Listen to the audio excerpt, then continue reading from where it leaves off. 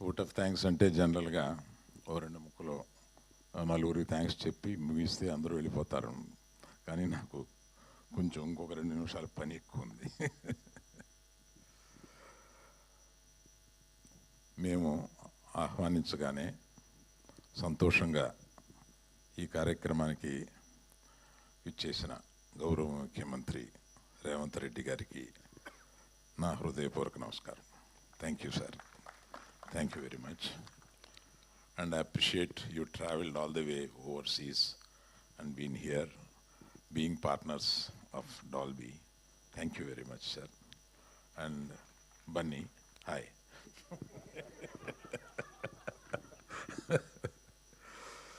So I have to remember 3 persons here.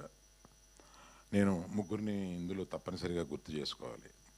వారు ఇంతకు ముందే చెప్పారు.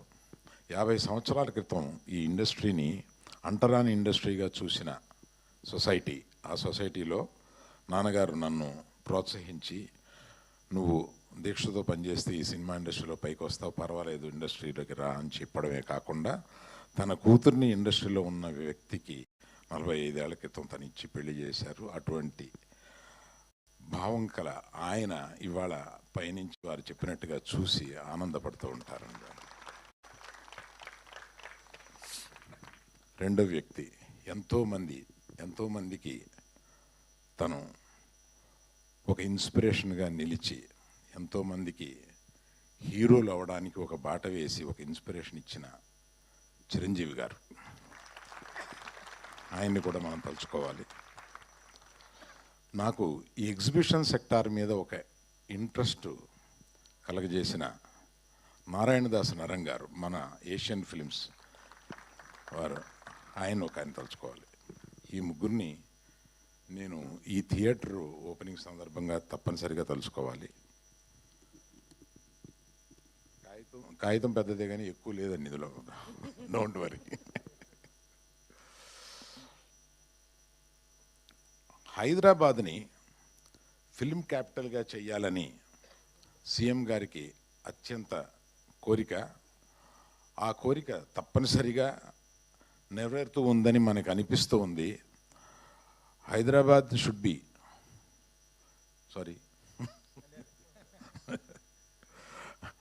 అంటే హైదరాబాద్ని ఫిల్మ్ క్యాపిటల్గా మీరు చేయాలన్న మీ దృఢ నిర్ణయానికి ఇండస్ట్రీ ఎప్పుడు తోడుంటుంది. మీరు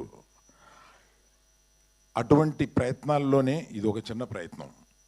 ఎందుకంటే ఈ థియేటర్ ప్రపంచంలో 3 పెద్ద బిగ్గెస్ట్ డాల్బీ వారి ఉండగానే చెప్తున్నా, బిగ్గెస్ట్ డాల్బీ సినిమాస్ 3 ఉన్నాయి. అందులో ఒకటి హైదరాబాద్లో ఉంది, అదే ఇది. ఇప్పట్లో ఇండియాలో ఇటువంటి థియేటర్ని పోల్చుకోగలిగిన థియేటర్ ఇంకొకటి రావడానికి కొన్ని సంవత్సరాలు పడుతుంది. ఎందుకంటే ఇటువంటి నగరం, ఇది ఫైనాన్షియల్ డిస్ట్రిక్ట్ నగరంలో బొడ్డును ఉన్నట్టుగా అవ్వబోతుంది కొన్ని సంవత్సరాల్లో. అటువంటి ఈ ప్రాంతంలో 7 ఎకరాల స్థలంలో ఒక స్టూడియో, ఒక సినిమా థియేటర్ కట్టుకోకుండా నంబర్ ఆఫ్ కమర్షియల్ ఈగా చేసి ఉంటే కొన్ని కోట్ల రూపాయలు నెలకు వస్తాయి.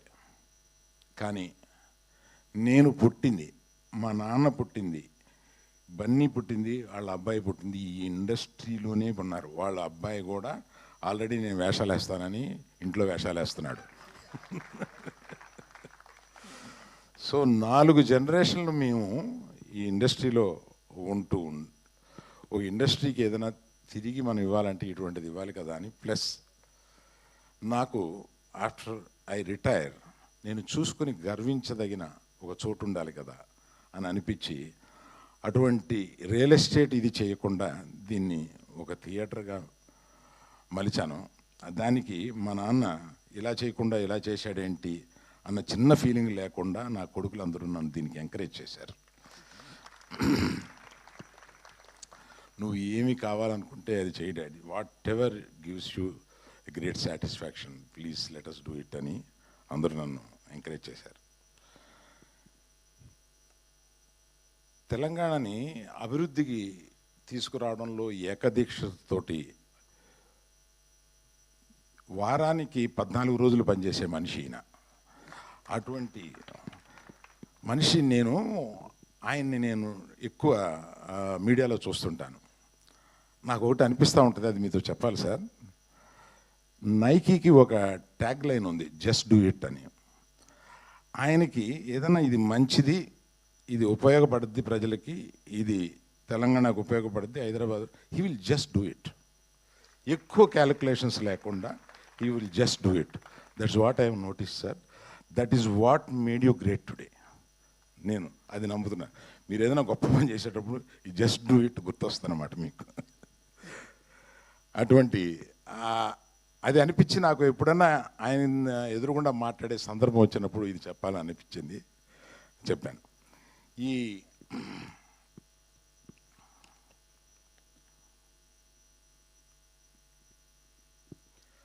ఇటువంటిది ఒక్కడిగా డబ్బిస్తే రాదు, నేను వచ్చి ఒక ఇంజనీర్ని అలాట్ చేసేస్తే రాదు. నాకు తోడుగా నా ముఖ్య స్నేహితుడు మూర్తి గారు అని. Please stand up Murthy, let us give a big hand to Murthy garu. And ఈ థియేటర్లో ఈ థియేటర్ ఇంత అందంగా రావడానికి ఒక కుర్రవాడు, నా నెఫ్యూ, కష్టపడి 2 ఏళ్ళు దీన్ని ఇంచిన దగ్గరుండి చూసుకుని కట్టాడు. Teja, please stand up once, turn that side.